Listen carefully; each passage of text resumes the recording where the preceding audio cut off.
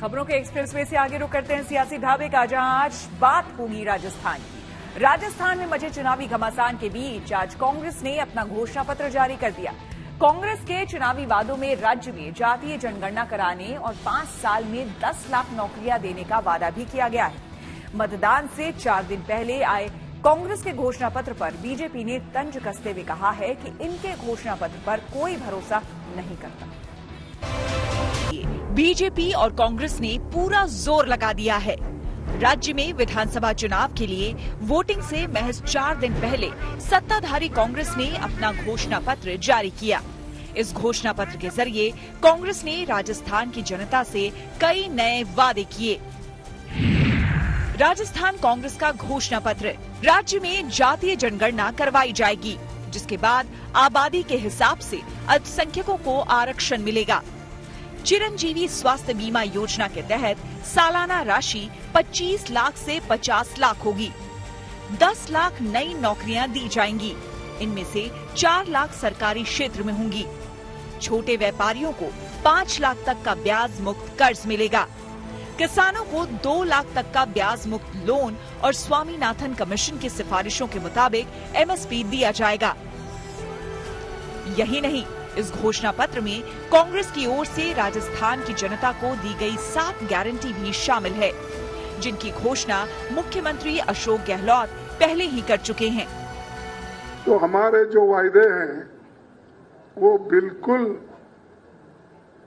अनुष्ठान लाने के लायक भी है और अनुष्ठान में हम लाए हैं। चाहे वो हमारे राज्य के हो, सेंट्रल गवर्नमेंट के हो या कोई भी कार्यक्रम हमारा हो, उसमें हम जो वायदे करते हैं उसको निभाते हैं। कांग्रेस के मैनिफेस्टो पर कोई विश्वास नहीं करता। वो एक बात की गारंटी है, भ्रष्टाचार की गारंटी, अत्याचार की गारंटी, किसानों के तिरस्कार की गारंटी, महिलाओं के उत्पीड़न की गारंटी, यही कांग्रेस की गारंटी है। कांग्रेस से पहले बीजेपी भी राजस्थान की जनता से चुनावी वादे कर चुकी है।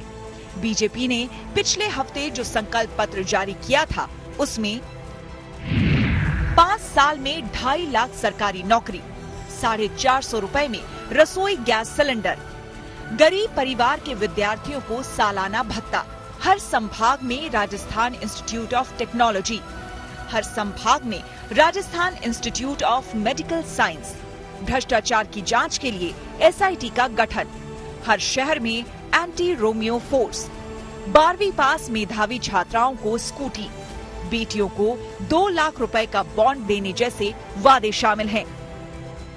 चुनावी वादों के बीच दोनों पार्टियों की चुनावी सभाओं में एक दूसरे पर तीखे हमले भी हो रहे हैं। मंगलवार को प्रधानमंत्री मोदी ने राजस्थान के करौली में चुनावी सभा की और कांग्रेस पर जमकर निशाना साधा। जादूगर को साफ साफ संदेशा दे रहा है।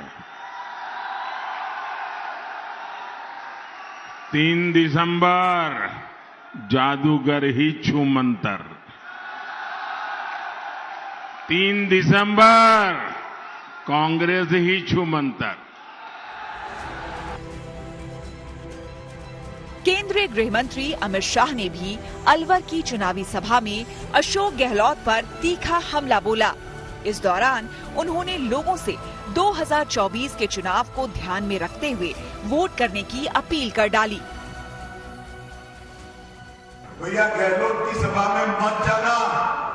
लाल कपड़ा देखकर गहलोत जी सांड की तरह बिखर जाता है।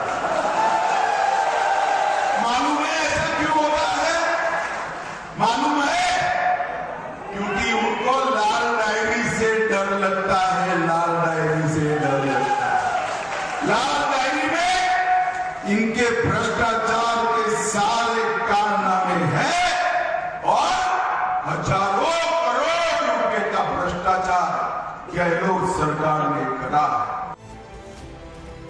उधर कांग्रेस नेता राहुल गांधी ने उदयपुर की सबसे हॉट सीट वल्लभ नगर में एक जनसभा को संबोधित किया।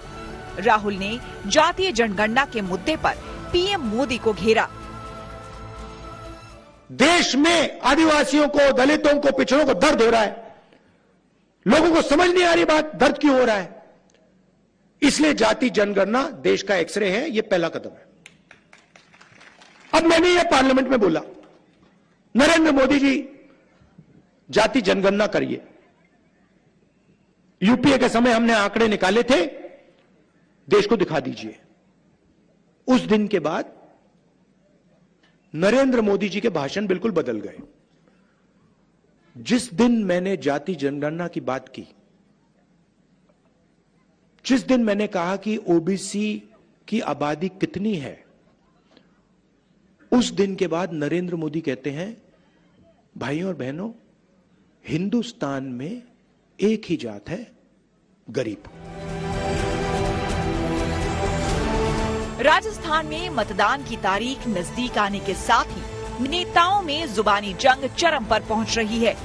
दोनों पार्टियों के नेता पूरी ताकत के साथ राजस्थान की जनता को अपने अपने पाले में करने में जुटे हैं।